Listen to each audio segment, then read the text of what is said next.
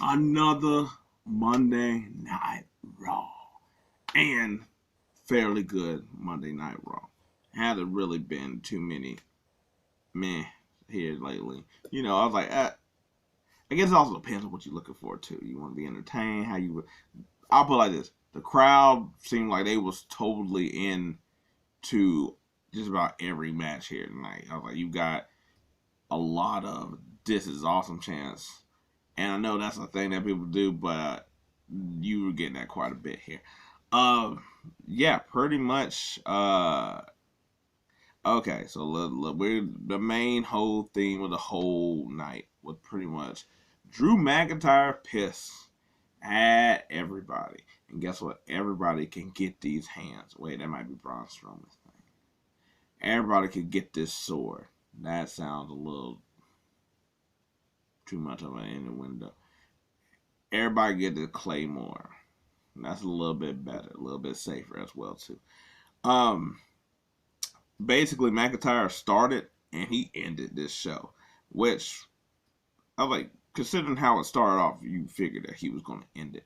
Uh, yeah, so Seth comes out basically talking junk about everybody, where he just like, I beat Jey Uso. How Jey Uso got this championship match? He shouldn't have the championship match. Anybody could have it. Then he was like, you could leave this company, come back, go other places, do other things, and you come back and it's praise. And the crowd goes like, CM Punk, and he's like, you don't know, I could be talking about a multitude of people.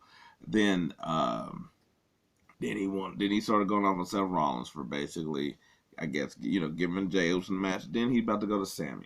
Well, Sami comes up. Well, they was already going to have a match, but this sort of set up a match at the same time. Like they wasn't going to have a match. Anyway, so Sami comes out, his whole thing, and he comes off on this spiel basically saying, hey, look, you think you was the only one that got screwed over, but guess what? When I got screwed over, you know what I did? I kept wrestling, I kept doing this, and I ended up in the main event, WrestleMania. You say that you failed in front. I failed in front of my family, and I got redemption, and I was able to make that up. Can you say that your family like what you're doing, kind of thing? McIntyre's like, give me a damn ref. I'm tired of your talking. Anyway, they get into the match, and it pretty much starts off hard hitting, where just like he just slaps the hell out of Sami, throws Sami across the ring. Um, but then I was like, picks up a little bit later. There's like a couple ad breaks and all this other stuff. So it gets to later. He does the Blue Thunder Bomb, of course, no pin. Um, I was like, we don't get any type of like faking of a haluva kick or nothing like that. We did get a fake out on like a claymore here and there, and then he hit that. Like then he hits it. Basically, he just beats that. I was like, he starts picking at Sami's leg and really working that over. Sami sells it, about his leg, how he can't do nothing with leg, can't lift, and all this other stuff. And reason that's sort of important uh, is because pretty much uh, backstage, Sami's over here getting worked out on his leg. Then next thing you know, Drew just rolls up on him and just started welling on him more, throwing him in the thing. Just started giving him them 1-2s in the face. Then he turned away like he about to go off, and then boom, he just sort of just stomps on his leg, and yeah, basically sort of taking Sami out. A little bit before this, we got a Jey Uso package that basically, he went through basically this is the big time of his life outside of facing Roman for the championship, and he was like, and how he's like, I got to start doing stuff for me. This is more than just, this is before the day one, the multitude of championships, the bloodline, the face paint, the dancing, all this other stuff. Cool video package. I was like, then you had Brian Saxon talking to Shayna, and then Zoe's there, and that didn't really lead to anything except for Shayna being like, I'll take her out like I took her out a couple years ago. Whatever. Saxon is over here trying to talk to Becky, but as soon as he started talking to Becky, he just seemed to get rolled up on Nia Jax. Saxon had on a purple suit. It's a nice purple suit. Got called Barney. I don't feel like anybody knows that anymore. Sadly, maybe they, what she should have called them. She could have called them Grimace, since they had them Grimace shakes, and that way everybody been like, "Oh snap, that's the shakes." Anyway, but there was no shaking, and Becky Lynch, when Nia Jax rolled up and basically alluded to the fact that Nia Jax cracked her face all them years ago, and nothing ever happened from it. They had one backstage altercation where Becky just knocked her out, and that was it. So they never had anything. So now it's like, if I get done with Shayna, I'll handle you. I mean, she didn't do that part, but might as well been, because that's how that really ended. Her music played, and I sort of like that added thing that her music played, and she's like, it's like time to go, like the back signal or something like that. Anyway, so she takes on Shayna. It's probably the only match that I think most people didn't. I'm not saying they didn't cheer, but they didn't give it this awesome. No, it might have been. I think there was another one on. Anyway, there's really a slow match, and their styles really don't mesh well. I was like, I will say that the crowd did sort of cheer Shayna when she came out, so I'll give it that I guess trying to work her back into something. I just think that their styles really don't mesh well together, because it's like Shayna is slow moving and Nia is slow moving, so like you need a better pairing. But Shayna trying to work over her leg nearly the whole match, and kind of worked, kind of didn't. You could tell at time, like immediately, like the kicks and stuff she was giving to Nia, like in that immediate time, slowed her down. But it didn't wear her down for pretty much for the whole match. She couldn't. I was like, this was pretty much really a squash. Like Shayna did get a couple, but there was no like time where it was like Shayna time and then Nia time. It wasn't really fully like that. Although the also spot was Shayna trying like Germaning, suplexing Nia off the ropes and sort of landing on her. So, but Nia pretty much sat on a done deal. Then after that, Becky Lynch music hits. She comes out there, and Nia's like, "Whatever, I'm not dealing with you." Walks out, and Becky just stands in the ring like, "What you trying to do?" And nothing ever happens. After that, I was like, we pretty much got I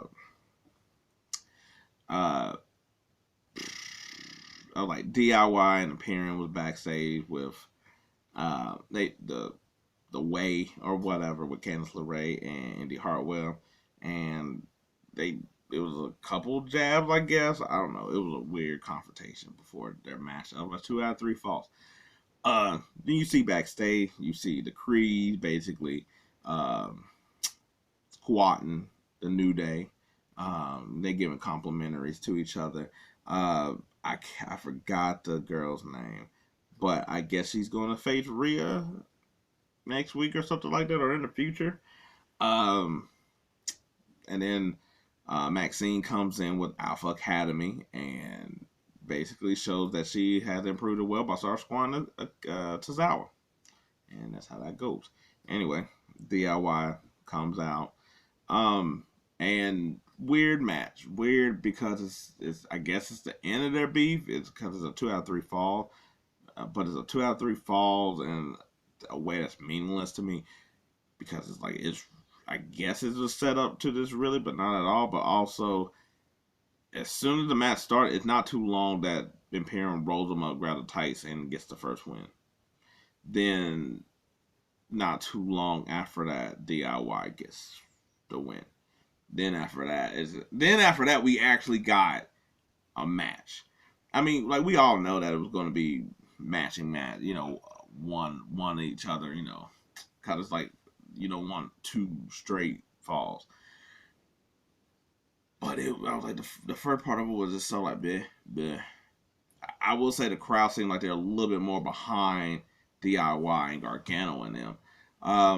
Yeah, but this is when they started going like hard hitting, exchanging, it looked like an NXT match where they were just exchanging move after move after move after move of all of them. I was like, they kept trying to do I was like, I guess so together or the one connect. I don't know I forget what it's called when they put Ciampa. and Gargano really like link up and hit him in the face. I was like, they've been trying to do it for like nearly the whole 2 out of 3 falls match, and they finally link up and they pretty much beat Imperium. And I guess that's that of them. To me, I feel like the 2 out of 3 falls should have been something of like the winner of this match gets the winner of Creeds and Judgment Day. That way, at least had a little bit more to it than just 2 out of 3 falls.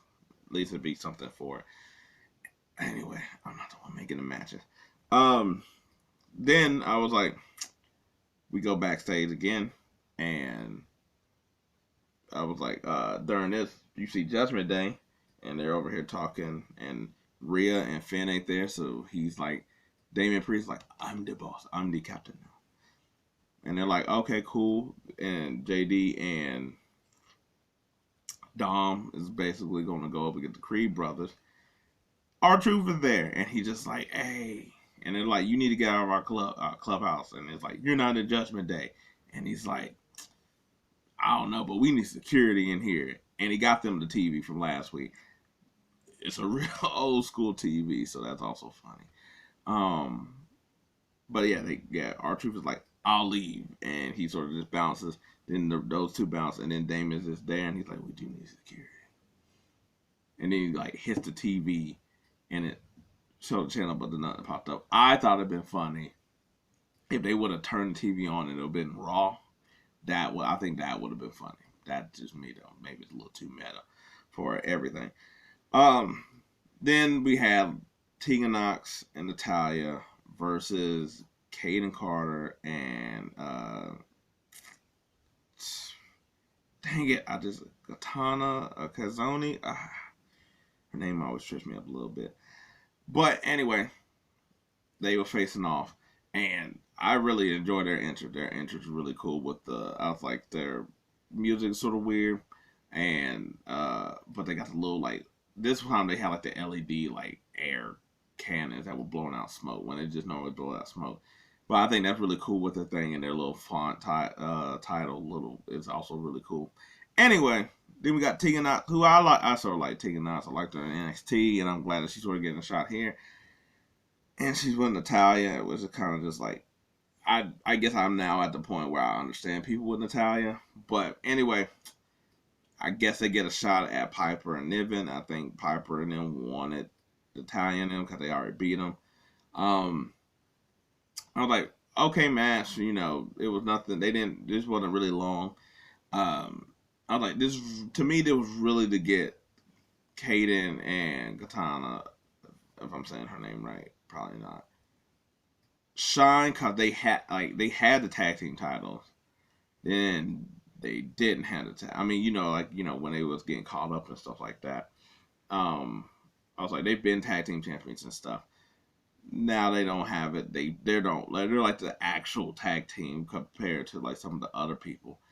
And so I feel like this was a chance to like show. They'd already been showing a little bit here and there that they got moves and tag. They could do all these flips and cool things. And they beat Natalya and Tegan to get a shot. And I'm like, all right, cool. I don't think they're gonna win, but I think it's cool that they might. I mean, they might win. I was like, but I don't know what you do with Piper and Chelsea if they lose the titles. And also with Tegan Nox and Natalya, I sort of feel like they're going to do the veteran going at the young person. I think they're going to do that sort of match. Basically, what Trish and Zoe could have been, but Trish left, that kind of thing. I think that's what they're going to sort of do, make it some big betrayal. That way you get Tegan over a little bit more, and she could do a singles thing instead of this tag team kind of thing. Anyway, Cody comes out, talks about getting missed in the face with Shinsuke, how he basically seen it when he was a young child, so it was everything that he thought was a nightmare. Then Shinsuke cuts a promo, and his promo is actually, it's like really cool. I like the vignettes and stuff like that they did with Shinsuke. And I also think it really helps his character too, because even though he's speaking in his like language, since it's on screen and they're doing the whole other thing with him and their subtitles, I think that's a lot better than people in the crowd when he would just talk and everybody does that, either that stupid ass what chant that kind of just like, to me, that's only really worked with like Dom and Bailey. But it stops that. You know exactly what he's saying, so you don't have to figure out like what he's saying. I know he's saying something, but I don't know what he's saying. So the subtitles there, and then also the movie, the video packet. And this video packet was basically saying that him and Cody the same person. They both won the Rumble. They both went to WrestleMania thinking that this is our time. They both had a chance to. They was on top of the mat, and then in the last second, over for both of them. And it basically sounds like he's like, you are trying to continue your story. Well, I want to take by control of my story, and I want to continue my story, kind of thing. So, and Cody's like, I don't respect you unless you do it face to face. But the crossover was fun. Also, Cody said we're nothing of the same path, which is sort of true because Cody was cost his, whereas like Shinsuke, you just lost yours, kind of thing. You know, if anything, Cody and Drew probably got the same thing. Anyway, so then you got the Judgment Day versus the Creed brothers, and a match is to put over the Creed brothers.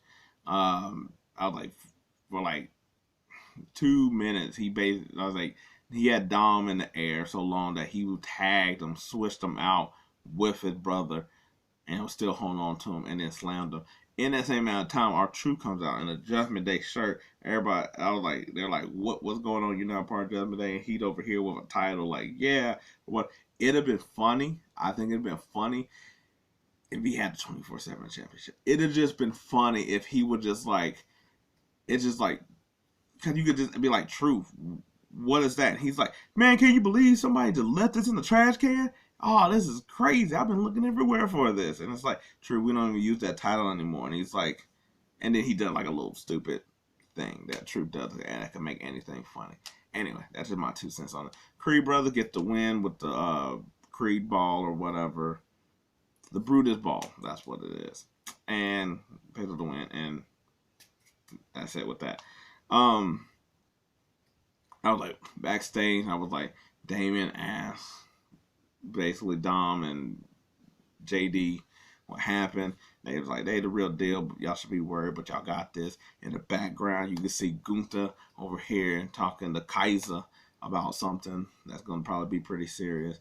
Then we go to another later portion of the segment of Adam Pearce telling Seth, CM Punk gonna be here next week. I'm gonna try to offer him a full-time contract to Raw.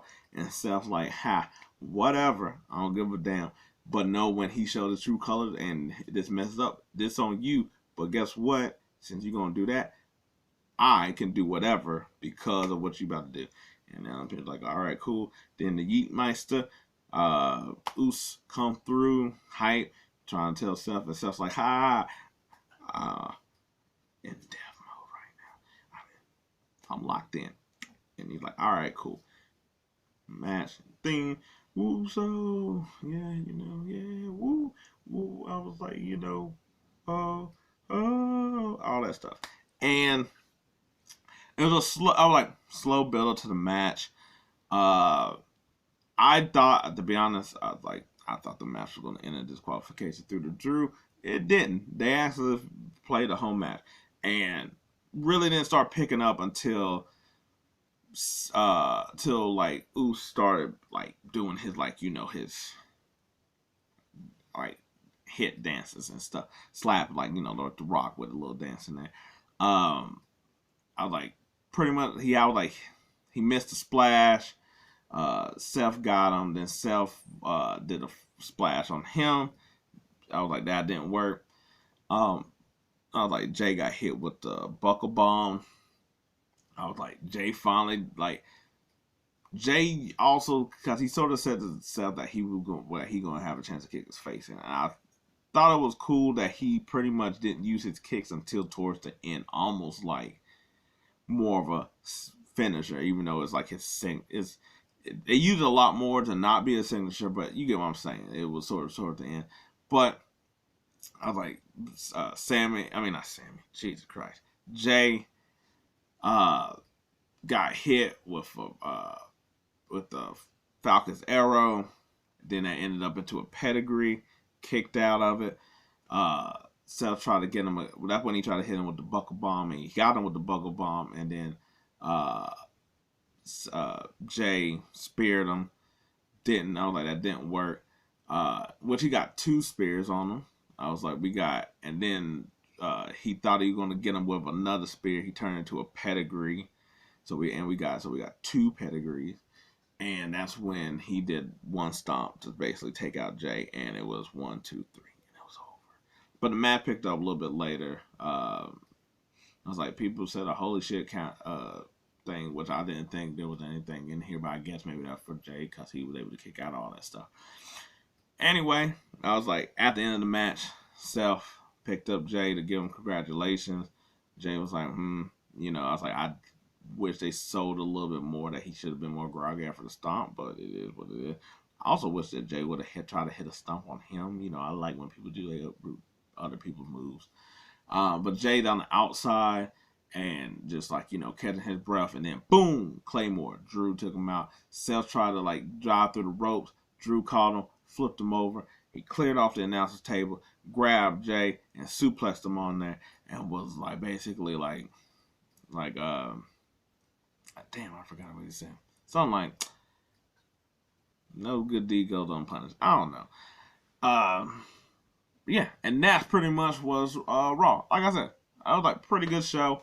I was pretty good matches. Set up other stuff, which I felt like that's what they're trying to progress and move forward to more than anything. I mean, you got a lot of time with the Rumble being still a while away. So you got enough time to do all these other matches and stuff like that you can blow up before the Rumble at the same time too. But yeah, still pretty early on because everything else getting set up. Randy, CM Punk, the whole stuff with Drew, Shinsuke, Cody. There's a lot of stuff going on. U.S. Championship tournament. There's a lot of stuff going on that it is building up right now, so I'm not expecting nothing off the wall or nothing like that. But anyway, that's my Raw review for this Monday night. Well, whatever the day is going to be. Anyway, how did you enjoy it? What matches you like? Let me know if you like the recap. I appreciate it. If not, maybe next time. But until then, I'm out.